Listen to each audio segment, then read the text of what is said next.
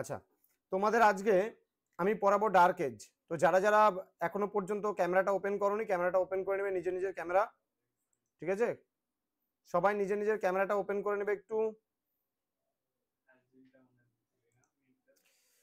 আচ্ছা দেখো, dark age বলতে আমরা কি বুঝি মূলত, এটা সিসি 10 তোমাদের, হ্যাঁ, হিস্ট্রি অনার্স সিসি 10 এর খুব গুরুত্বপূর্ণ। এবার কিন্তু তোমাদের এটা 3 নম্বরের জন্য, নাহলে 6 নম্বরের জন্য, নাহলে 18th সেঞ্চুরি ডিবেট 12 নম্বরের জন্য এই প্রশ্নটা দেবেই দেবে।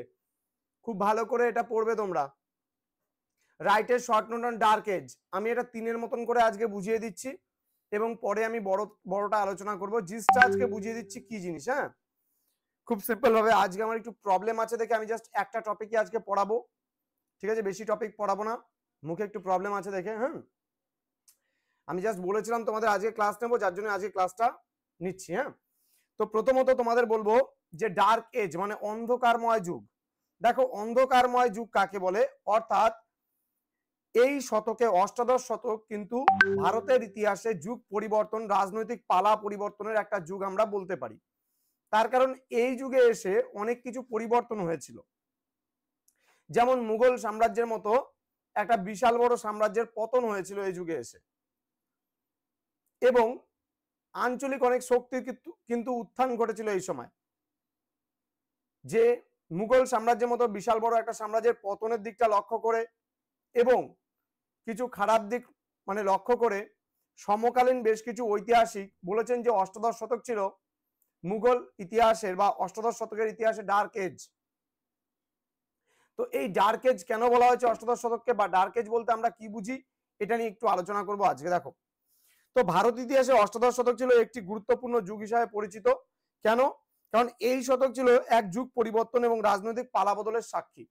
এখানে রাজনৈতিক কিছু দিক পরিবর্তন হয়েছিল, আমরা এখানে দেখতে পাই খুব ইজিলি ভাবে। হ্যাঁ, কি বলছে, এই সাম্রাজ্যে বা এই সময়ে বা এই শতকে আমরা যদি বলি যে মুঘল সাম্রাজ্যের মতো একটা বিশাল বড় সাম্রাজ্য কিন্তু এই সময় পতনমুখী হয়েছিল, তেমনি প্রচুর পরিমাণে আঞ্চলিক শক্তি উত্থান ঘটেছিল এই সময়, এবং বিদেশি বণিক আমাদের ভারতে এসে ক্ষমতা দখল করেছিল, অর্থাৎ ব্রিটিশার্সরা। তো বেশ কিছু ঐতিহাসিক অষ্টাদশ শতকের শ্রীবৃদ্ধি এবং সমৃদ্ধির যুগ বলে উল্লেখ করেছেন অষ্টাদশ শতককে। আবার বেশ কিছু ঐতিহাসিক বলেছেন যে অষ্টাদশ শতক ছিল অন্ধকারময় যুগ। দেখবে যে যারা এই অষ্টাদশ শতকের ভালো দিকটা দেখবে তারা নিশ্চয়ই ভালো বলবে, বলবে এটা শ্রীবৃদ্ধির যুগ ছিল, অনেকগুলো জিনিস পরিবর্তন হয়েছিল। কিন্তু যারা খারাপ দিকটা দেখবে তারা বলবে যে এখানে রাজনৈতিক পালাবদল হয়েছিল এবং এর কারণের জন্য মোগল সাম্রাজ্যের মতো বিশাল বড় সাম্রাজ্যের পতন হয়েছিল, যার জন্য এটা অন্ধকারময় যুগ তারা বলতে পারে। সাপোজ একটা জিনিস তুমি মনে করো যে কোনো সাম্রাজ্যের উত্থান হলে তার পতন হবেই, যেমন জন্ম হলে মৃত্যু অনিবার্য, ঠিক একইভাবে কোনো সাম্রাজ্যের উত্থান হলে তার পতন কিন্তু অনিবার্য। তো মুঘল সাম্রাজ্যের পতনের ক্ষেত্রেও কিন্তু এর ব্যতিক্রম ঘটেনি। যত বড়ই সাম্রাজ্য বলো ইতিহাসের, তা কিন্তু কালের মানে প্রকোপে একদিন ঠিক তা অবলুপ্ত হয়ে যাবে এবং তা ধ্বংসের বা পতনমুখী হবেই। তো ঐতিহাসিকরা বলেছেন মুঘল সাম্রাজ্যের মতো একটা বিশাল বড় সাম্রাজ্যের পতন হলেও সেই সময় অনেক আঞ্চলিক শক্তির উত্থান ঘটেছিল, যার জন্য আমরা বলতে পারি যে অষ্টাদশ শতক ছিল শ্রীবৃদ্ধি এবং সমৃদ্ধির যুগ। কিন্তু যারা শুধুমাত্র পতনটা দেখেছে তারা বলেছে যে কোনো মতেই এটাকে শ্রীবৃদ্ধি বা সমৃদ্ধির যুগ বলা যাবে না, কারণ দীর্ঘদিন ধরে টিকে থাকা এই মুঘল সাম্রাজ্য পতনমুখী হয়েছিল, যার জন্য তারা এই শতকটিকে, অষ্টাদশ শতকটিকে ডার্ক এজ বা অন্ধকারময় যুগ বলেছেন। এবার দেখো, মুঘল সাম্রাজ্যের পতন হয়েছিল কিন্তু অষ্টাদশ শতকে, ফলে রাজনৈতিক বা রাজনীতির সর্বস্তরে একটা অরাজক পরিস্থিতির সৃষ্টি হয়েছিল এবং নৈরাজ্য দেখা দিয়েছিল প্রশাসনিক ক্ষেত্রে। নৈরাজ্য মানে কি, যেখানে রাজা নেই সেখানে জনগণ যা খুশি তাই করতে পারে। যেমন আমরা প্রাচীন ভারতের ইতিহাসে মাৎসন্যায় পড়েছিলাম, যখন রাজা ছিল না শশাঙ্কের মৃত্যুর পর, তখন বাংলায় অরাজক পরিস্থিতির সৃষ্টি হয়েছিল। ঠিক মুঘল সাম্রাজ্যের পতনের পরেও কিন্তু বাংলার রাজনীতির ক্ষেত্রে এক অরাজক পরিস্থিতির সৃষ্টি হয়েছিল, এটা আমরা বলতে পারি। এর ফলে অর্থনীতিও দেশের বিপর্যস্ত হয়ে পড়েছিল। এবার অষ্টাদশ শতকের মধ্যভাগে এই অর্থনৈতিক সংকট কিন্তু তীব্র থেকে তীব্রতর হয়ে উঠেছিল। বোঝা গেল? তো কেন্দ্রীয় দুর্বলতা এবং ঘন ঘন বৈদেশিক আক্রমণ এই সময় ঘটতে আরম্ভ করেছিল। ব্যবসা বাণিজ্যের প্রচুর ক্ষতি হয়েছিল এই সময়। তো ঐতিহাসিক ইরফান হাবিব তিনি বলেছেন যে এই সময় বা এই যুগ ছিল বা এই শতক ছিল ভাঙনের শতক। মানে এই শতকে প্রচুর পরিমাণে ভাঙন দেখা দিয়েছিল, বিশেষ করে মোগল সাম্রাজ্যের ক্ষেত্রে ভাঙন দেখা দিয়েছিল, যার জন্য আমরা এই অষ্টাদশ শতককে আমরা ডার্ক এজ বা অন্ধকারময় যুগ বলতে পারি। এবার বলো এই অন্ধকারময় যুগ এবং ডার্ক এজ সম্পর্কে তোমাদের কোনো সমস্যা থাকলে জিজ্ঞেস করতে পারো। কিছু কিছু ঐতিহাসিক বলেছেন যে এটা সুবর্ণ যুগ ছিল, কারণ তারা দেখেছেন এই সময় শ্রীবৃদ্ধি হয়েছিল, অনেক আঞ্চলিক শক্তির উত্থান ঘটেছিল। কিন্তু অন্যদিক থেকে যদি আমরা লক্ষ্য করি তাহলে এই সময় ধ্বংসগুলো বা পতনগুলো লক্ষ্য করেছিল যে সমস্ত ঐতিহাসিকরা, তারা বলেছে এটা অন্ধকারময় যুগ বা ডার্ক এজ। আর যারা এই যুগে এসে ভালো দিকগুলো লক্ষ্য করেছেন তারা বলছে এটা শ্রীবৃদ্ধির যুগ ছিল বা সমৃদ্ধির যুগ ছিল। তো বলো তোমাদের কোনো প্রবলেম থাকলে জিজ্ঞেস করতে পারো এটার উপরে।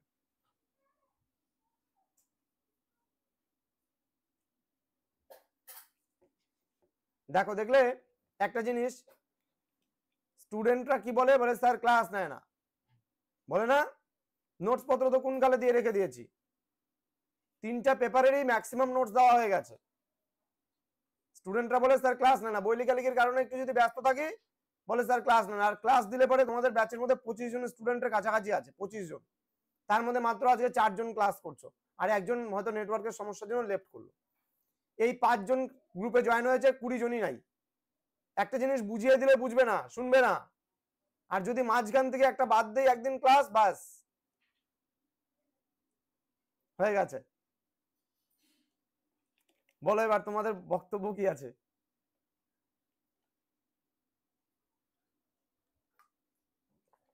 ওই স্টুডেন্টটা পরে মেসেজ করেছিল বুঝলে, আগের দিন যে ওকে গ্রুপ থেকে মানে ভাগিয়ে দিয়েছি, সেই স্টুডেন্টটা পরে মেসেজ করেছিল বুঝলে, যে স্যার সরি। আমি ধর তো নিকুচি করেছে সরি, এত বড় কথা বলো তুমি স্যারকে।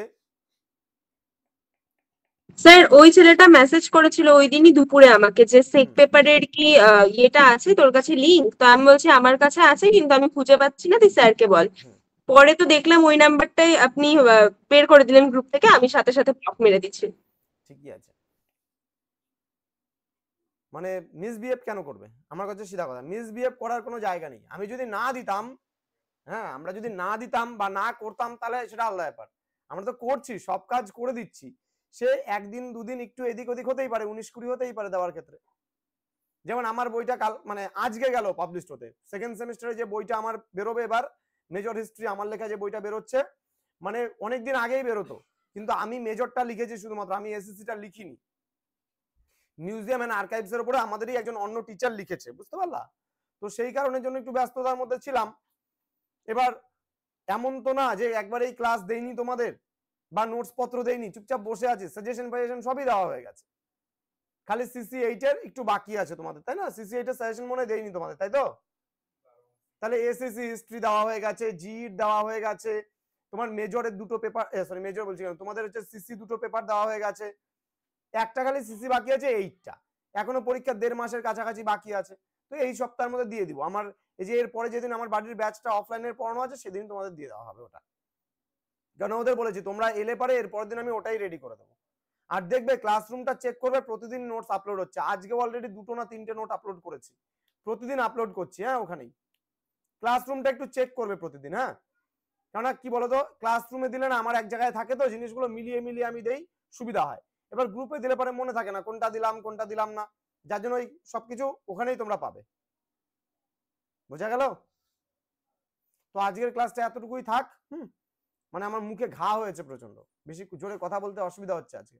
তো আজকে এই ডার্কেস্টটাই থাক, পরের দিন ক্লাসে তোমাদের CC8 এর যে সাজেশনস গুলো আছে সেগুলো নিয়ে একটু ডিসকাস করবো, এবং সাজেশন মাফিক নোটস তোমাদের প্রচুর দেওয়া আছে CC8 এর, ওগুলোই সাজেশনে থাকবে, খালি হয়তো একটু এক্সট্রা হয়তো 7-8টা নোট হয়তো একটু জয়েন হবে আরো, বাস আর কিছুই না।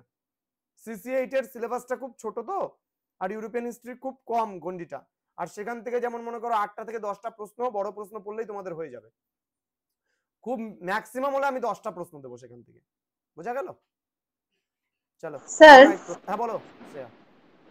আমার একটা কোয়েশ্চেন ছিল যে ডার্ক এজের যে বিষয়টা, মানে অন্ধকারাচ্ছন্ন যুগ বা অন্ধকারাময় যুগ, এইখানে কি ঔরঙ্গজেবের সময় থেকে এটা শুরু হয়ে গিয়েছিল? ঔরঙ্গজেবের সময়কাল থেকে পতনমুখী হয়েছিল। কারণ ঔরঙ্গজেবকে তোমরা জানো আচ্ছা। জীবন্ত সাধু বা জিন্দাপির বলা হতো। কারণ সে হ্যাঁ। মানে নিজে টুপি মানে টুপি সেলাই করতো, তারপর হচ্ছে নিজে যে বড় বড় মানে পুস্তকগুলো ছিল সেগুলোকে ট্রান্সলেট করতো। হ্যাঁ, ওগুলো থেকে ও সাম্রাজ্য থেকে কোনো টাকা নিত না, বুঝতে পারলা? ও। আর ও নিজের জীবন মানে মানে জীবন্ত সাধু বলতে ফকিরের মতো জীবন যাপন করতো। আর নিষ্ঠাবান মুসলমান ছিল একজন, যার জন্য সমকালীন যে ঐতিহাসিকরা তাকে জীবন্ত সাধু বা জিন্দাপিরও বলেছিল। তো যাই হোক, মানে উনি কি একটু মানে দয়ালু মতন ছিল? হ্যাঁ দান ধ্যান করতো, অবশ্যই করতো, কেন করবে না। কিন্তু কি হয়েছিল বলতো, মানে মানে সাম্রাজ্য বিস্তার বা সাম্রাজ্য রক্ষার একটা যে মানসিকতা, সেই মানসিকতাটা তার ছিল না। সম্রাট ঔরঙ্গজেব অনেকাংশে দায়ী ছিল মোগল সাম্রাজ্য পতনের জন্য। হ্যাঁ, তিনি মানে গা ভাসিয়ে দিয়েছিল। এটাও তোমাদের আর ডেকেন পলিসি অফ ঔরঙ্গজেব, এটাও পড়াবো, এটাও তোমাদের সাজেশন দেখবা আছে। ঠিক আছে, এটা আর এখনো তোমাদের পড়ানো হয়নি। ডেকেন পলিসি অফ ঔরঙ্গজেবটাও পড়াবো তোমাদের, আচ্ছা। তখন তোমরা আর বুঝতে স্যার, পারবা। ডেকেন পলিসিটাও পড়াবো। আর হচ্ছে মুঘল সাম্রাজ্য পতনের ক্ষেত্রে সম্রাট ঔরঙ্গজেব কতখানি দায়ী ছিল সেটাও একটা কোশ্চেন আছে দেখবা সাজেশনে, সেটাও আচ্ছা পড়াবো। স্যার, আর এই যে অন্ধকারাচ্ছন্ন যুগটা বা ডার্ক এজটা মানে শেষ কখন হয়েছিল, কার সময় থেকে এটা শেষ হয়ে গিয়েছিল? শেষ বলা যাবে না, তার কারণ কি দেখো, ডার্ক এজ বা অন্ধকারময় যুগ আমরা গোটা অষ্টাদশ শতককে বলছি তো। কারণ অষ্টাদশ শতকে মুঘল হ্যাঁ। সাম্রাজ্যটা শেষ হলো, ধ্বংস হলো। ধ্বংস হওয়ার পরে হ্যাঁ। আবার ব্রিটিশার্সরা আসা শুরু হলো সেই সময় থেকে, ইংরেজ ইস্ট ইন্ডিয়া কোম্পানি। ইংরেজ ইস্ট ইন্ডিয়া কোম্পানি আগমন ঘটলো, পলাশির যুদ্ধ, বক্সারের যুদ্ধ, সব তো অষ্টাদশ শতক নাগাদই ঘটলো। ধীরে ধীরে ব্রিটিশার্সদের আচ্ছা। হাতে ক্ষমতাটা আসা শুরু করলো। তাহলে একটা শক্তির হাত থেকে আরেকটা শক্তির হাতে ক্ষমতার উত্তরণ হলো। তাহলে আমাদের ভারতবর্ষের যে একটা শক্তি ছিল এই মুঘলদের হাতে, সেই মানে শক্তিটা ব্যাহত হলো। তো যার জন্য ঐতিহাসিকরা বলেছেন তো এটা ডার্ক এজ। আবার ব্রিটিশার্সরা এসে অনেক কিছু ভালোও করে দিয়ে গেছে। আবার খালি যে খারাপ করেছিল এই দিকটাও বলা যাবে না, তাদের ভালো দিকটাও হ্যাঁ। আমাদের লক্ষ্য করতে হবে, তাই না? অনেক কিছু ভালোও করেছিল, অনেক কিছু নির্মাণ করেছিল, রেলপথ নিয়ে এসেছিল, টেলিগ্রাফ নিয়ে এসেছিল, অনেক কিছু উন্নতি ঘটেছিল, পুলিশ ব্যবস্থা, তারপরে তোমার হচ্ছে আজকে যে আমাদের civil service, Lord Cornwallis civil সার্ভিসের প্রবর্তক ছিলেন, অনেক কিছু করেছে, যেমন খারাপ করেছে ভালোও করেছে। তো সেই দিকটা লক্ষ্য করে অনেক ঐতিহাসিক বলেছেন যে এটা শ্রীবৃদ্ধি বা সমৃদ্ধি যুগ ছিল। বোঝা গেল? আরো ডিবেট ঠিক ওয়াইজ আছে। আমরা যে 18 সেঞ্চুরি যে ডিবেটটা আছে সেই ডিবেট সম্পর্কে আমরা ডিটেলসে পড়বো আগামীতে। ঠিক আছে, চলো বাই, গুড নাইট প্রত্যেককে, ভালো থেকো, থ্যাংক ইউ।